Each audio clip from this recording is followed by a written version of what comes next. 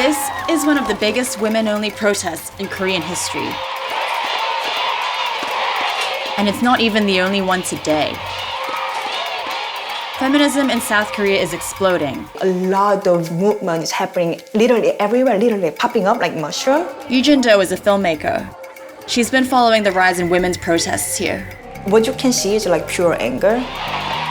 It's like they have it like up to this. Here, tens of thousands of women are demanding the government crack down on hidden camera pornography, videos of women taken in public bathrooms and uploaded without their consent. In response to the protests, South Korean President Moon Jae-in has called for tougher punishment for crimes related to hidden cameras. It's all part of a massive and growing feminist movement, not just in Korea, but around the world. 온라인 연결성을 통해서 전 세계 여성들이 지금 일종의 자극이 되는 거, 그래서 너무 중요한 일종의 연대 그룹이 전 세계적으로 만들어지고 있지 않나 그런 생각이 듭니다. 예. It's a movement that actually predated the #MeToo campaign, which launched almost a year ago and has spread around the world. Me Too borrowed strategies from women's movements around the world in its evolution. That narrative of Me Too starting a feminist movement, I found a bit troubling. It doesn't happen in a vacuum. Local movements around the world paved the way for Me Too. But Me Too is also fueling those same movements. And the best example of that might be right here in South Korea. I'm Isabella Steger. This is Quartz. This used to be a brothel. But now it's home to the Lala School, a group that teaches classes to kids and adults on consent and sexual harassment.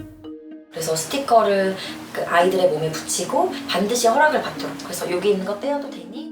The school is part of a wave of activism sparked by the brutal murder of a woman in a public bathroom next to Gangnam subway station in Seoul. The victim was targeted because she was a woman. Women came together, they marched in the streets and posted notes of solidarity to the subway exit. The murder happened in 2016, more than a year before Me Too became a global phenomenon. And it was a watershed moment for feminism in Korea. Before, they thought they're a victim, but they are just alone. Because of all this happened, this individual trauma somehow turned to this group collective experience and trauma. We can do something together. We can help each other. We can share all these ideas and stories with other people too. And in the years since the murder, more and more women have come out to demand equality in a country that hasn't been great on women's rights. Korea's economy is bigger than Spain's, Mexico's, and Australia's, but it ranks 118th in terms of gender equality, between Tunisia and Gambia. Women are mobilizing against a deeply patriarchal society, rampant sexism, unrealistic beauty standards, and one of the highest wage gaps in the developed world. 페미니즘을 이렇게 모든 사람들이 페미니스트로 한 적이 없거든요. 이건 전무후무한 일이었고. That's Professor Ji-Young-Yoon Kim. She's written a book on this generation of feminists. 우리가 생각했을 때 이런 건 별로 오래 가지 못할 거야 라고 했는데 지금 3년째 이러고 있거든요. 그랬을 때 그 지속성과 그 의제의 참신성과 지속성과 확산성이 바로 페미니즘의 역사를 지금 다시 쓰고 있다라고 할 수 있겠습니다. And this is a global pattern. It's happening around the world. Across the globe, that fight for equity has become more centralized, has become more a part of the mainstream conversation. Perdiz Matavi has researched women's movements across the world. She's the dean at the University of Denver's International Studies program. She says it's not just the scale of these movements that's new. It's the way technology helps them feed off each other.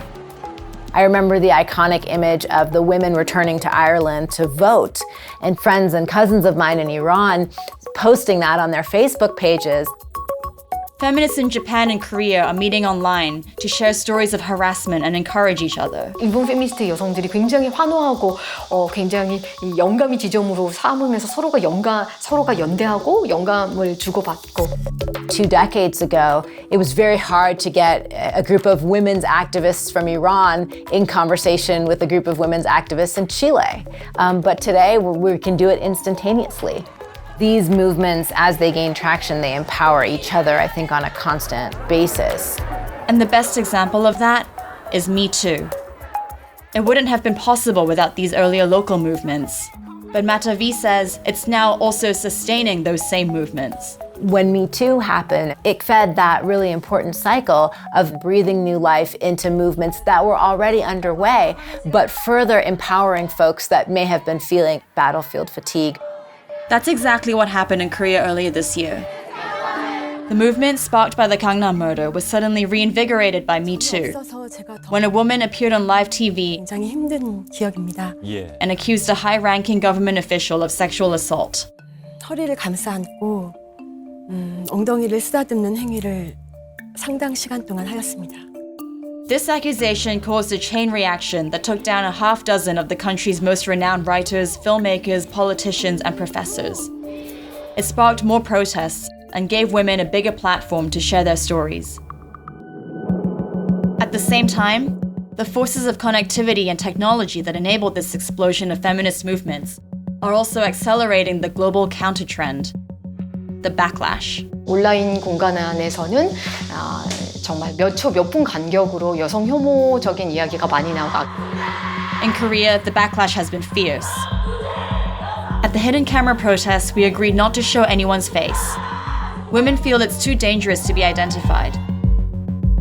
The organizers also asked to remain anonymous. What are you afraid of in terms of reaction from men or people who disagree with you? 황산이나 염산 같은 테러를 한다거나 그런 예고를 하기도 하고 인터넷에서 심지어 그 회사에 심지어 시위에 참여했다는 이유만으로 부당 해고를 당하는 사례까지 있었고 그런 식으로 저희 시위 참여자들은 진짜 그 시위에 참여했다는 이유만으로 굉장히 큰 위험한 상황에 처해 있다고 볼 수가 있어요. 그래서 Matavi sees similar tactics across borders. The violence, the online intimidation, the physical intimidation.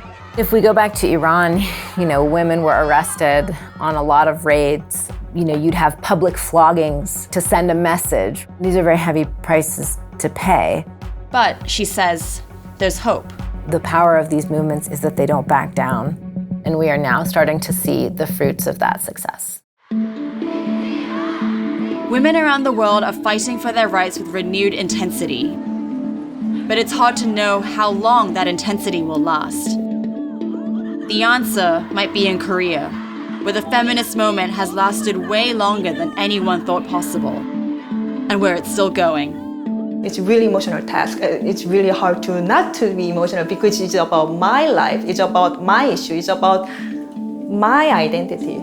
Yeah, but still I'm really glad that, I can witness and I can archive this moment so that it can be part of the history. So here's a question for you. Is the Me Too movement still going strong where you live? Tell us in the comments section. Subscribe to the Quartz channel for more videos like this one.